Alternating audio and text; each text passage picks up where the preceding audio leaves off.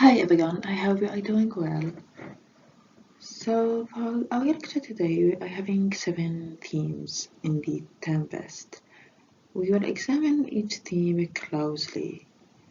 Okay, so let us start our lecture.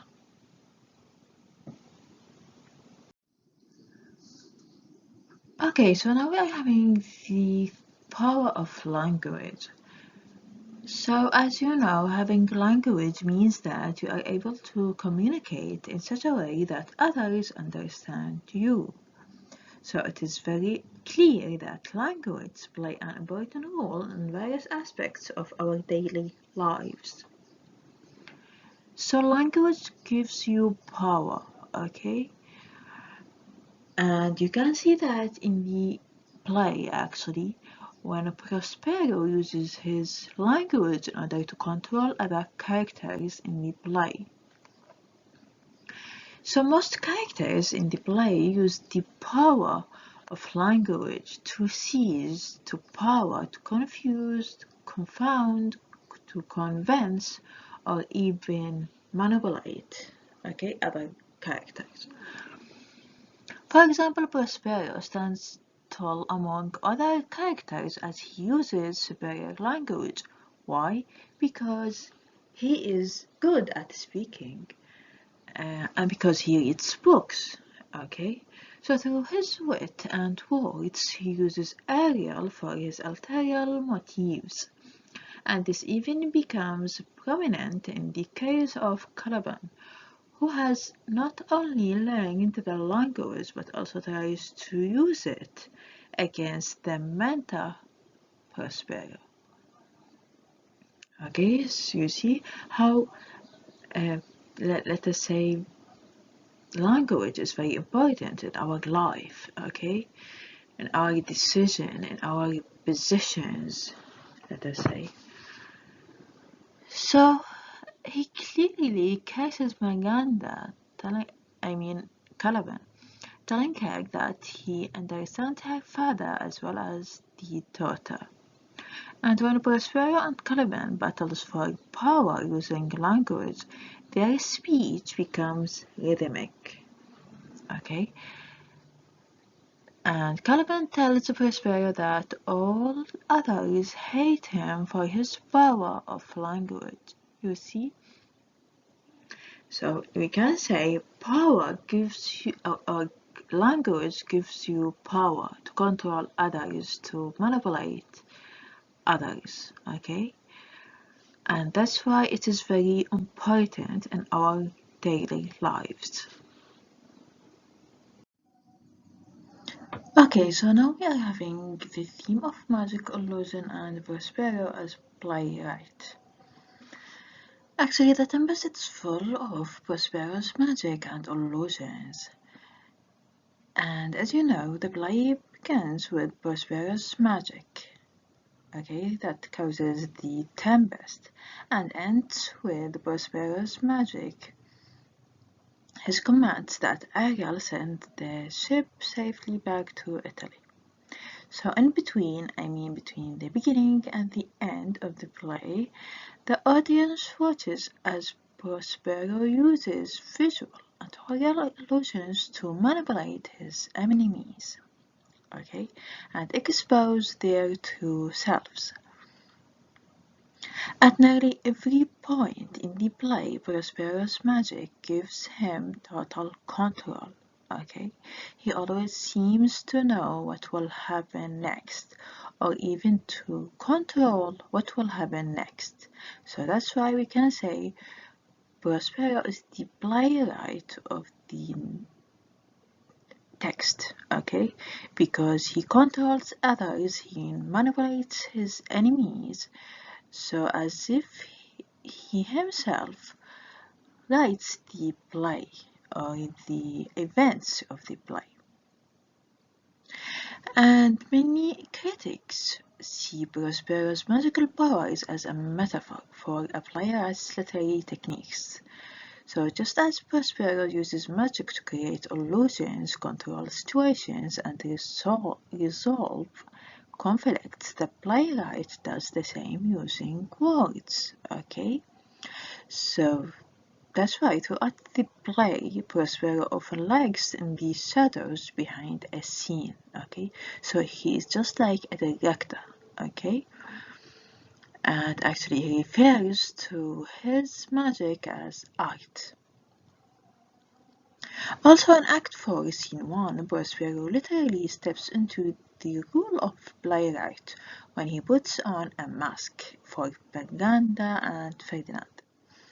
And in fact, many critics take an additional step and argue that Prospero should actually be seen as a stand-in for Shakespeare himself. And The Tempest was one of the last plays Shakespeare wrote before he retired from the theatre. And that's why many critics interrupt the play's epilogue, in which Prospero asks the audience for applause that will set him free, as Shakespeare's farewell to theatre. Okay?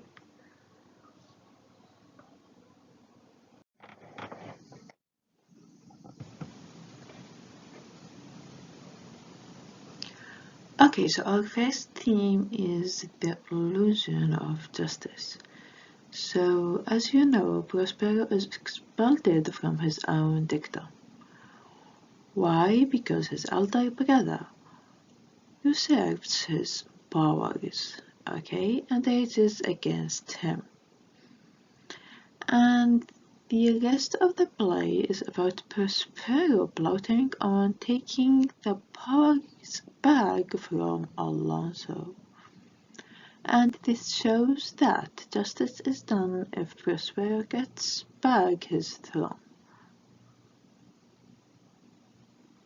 However, in the island he keeps Caliban and Ariel his slaves and doesn't release Ariel despite promises. And what does that mean? It means that Prospero uses exploitation and manipulates the situation in his favor, which is contrary to his idea of justice. He uses Ariel against his enemies as well, okay? And at the end of the play, when he becomes a merciful monarch, he releases slaves, forgives his enemies, and even abandons using magic. And what does that mean? It means that actually Prospero realized that the happy ending means justice, and justice means the happy ending that he established by the end of the play.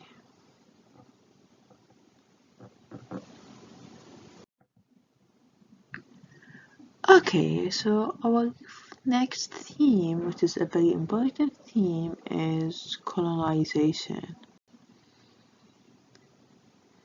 Actually, when Prospero and his daughter Miranda land on the island after they are exiled, Caliban and Ariel are the real inhabitants, okay, of the island.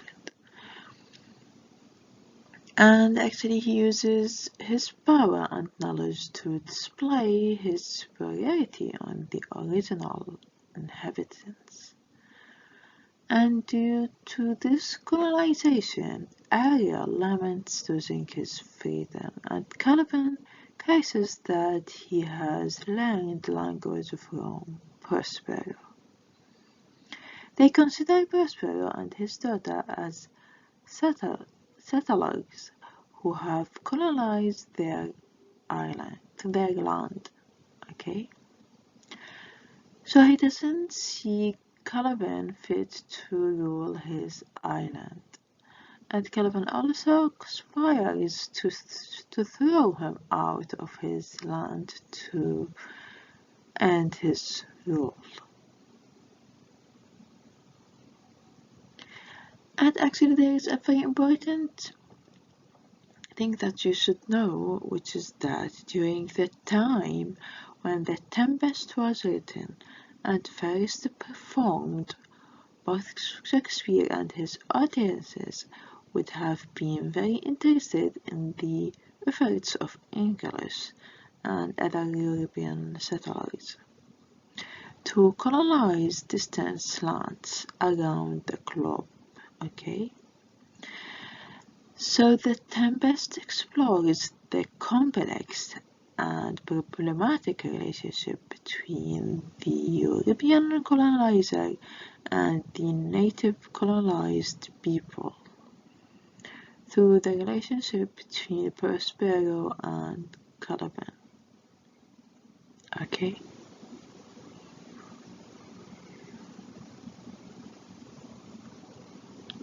And actually he views Prospero as a lesser being than himself. As such, Prospero believes that Caliban should be grateful to him for educating Caliban and lifting him out of savagery. It simply doesn't occur to Prospero that he has stolen rulership of the island from Caliban, because he cannot imagine Caliban as being fit to rule anything.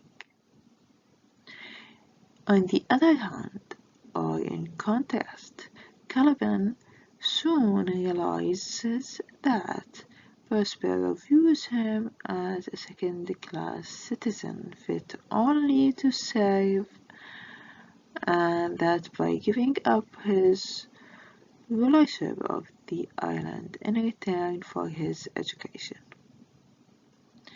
he had allowed himself to be robbed. Okay, so as a result, Caliban turns bitter and violent, which only reinforces Prospero's view of him as a savage. And actually Shakespeare uses this relationship, between Caliban and Prospero, to show how the misunderstandings between the colonizer and the colonized lead to hatred and conflict, with each side thinking that the other is at fault. In addition to the relationship between the colonizer and the colonized, the Tempest also explores the fears and the opportunities that colonization creates. Okay, so exposure to new and different people leads to racism and intolerance, as seen when Sebastian criticizes Alonso for allowing his daughter to marry an African. So exploration and colonization lead directly to slavery and the conquering of native people. For instance, Stefano and Giancarlo both consider capturing Caliban to sell as a curiosity back to home, while Stefano eventually begins to see himself as a potential king of the island. Okay. At the same time, the expanded territories established by colonization created the new places in which to experiment with alternative societies. And actually Shakespeare conveys the idea of Alonso's musing about the perfect civilization he would establish if he could acquire a territory of his own.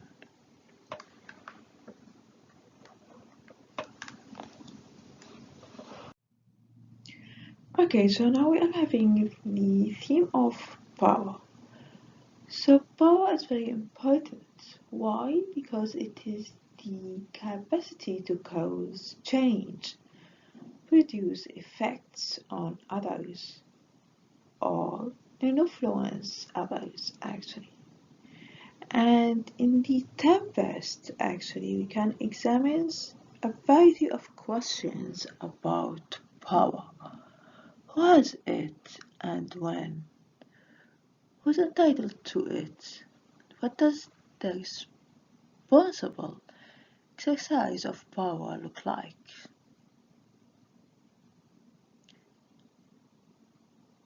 Who should or how should power be transferred? The play is full of examples of power taken by force, and in each case these actions lead to political stability and further attempts to gain power through violence.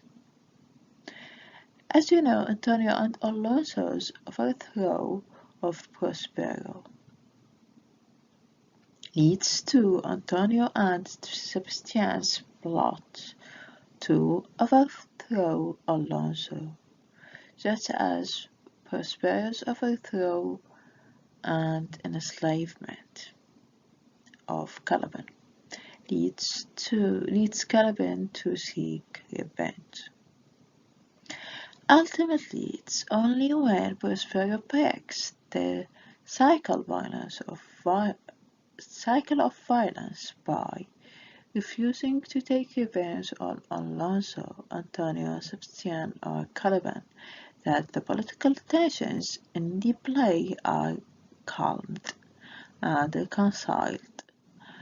After Prospero's merciful refusal to seek revenge, Alonso and Prospero quickly come to an understanding and unite their once warring cities through the marriage of their children.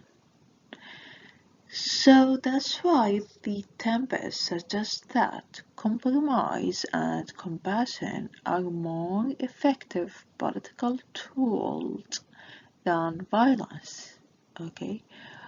Imprisonment or even magic.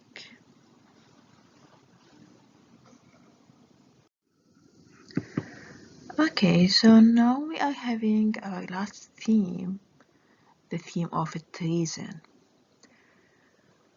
Okay, actually Shakespeare weaves the theme of treason throughout the Tempest. Okay, so the first instance of treason occurred in the play's prehistory when Antonio conspired with King Alonso to assassinate Prospero and succeed him as the new Duke of Milan. And the attempt to kill Prospero was both political treason and brotherly betrayal. So the theme of treason returns in the form of twin assassination plots that arise during the play. And in the middle of the play, while Caliban and Stefanio plot to kill Prospero and take control of the island, Antonio and Sebastian plot to kill Alonso and take control of Naples. Okay, so we are having many examples of treason in the play. So both of these plots get interrupted. So despite these men's treasonous intentions, they ultimately do not real harm. Yet the interruption of these assassination plots doesn't fully dismantle the theme of treason. So perhaps, or let us say at the end of the play, but we have a scene, okay, between Miranda and Ferdinand, and actually perhaps indicating future strife. The play's final scene features Miranda and Ferdinand playing chess, okay, a game that can only be won with the metaphorical assassination of the opponent's king. And when Miranda accuses Ferdinand of cheating, she recalls how her uncle Antonio cheated his way into power 12 years period. Okay, so that's all for our lecture today. I hope you enjoy it. Please read the BATF more than one time. Thank you for listening, for your attendance, and have a good day.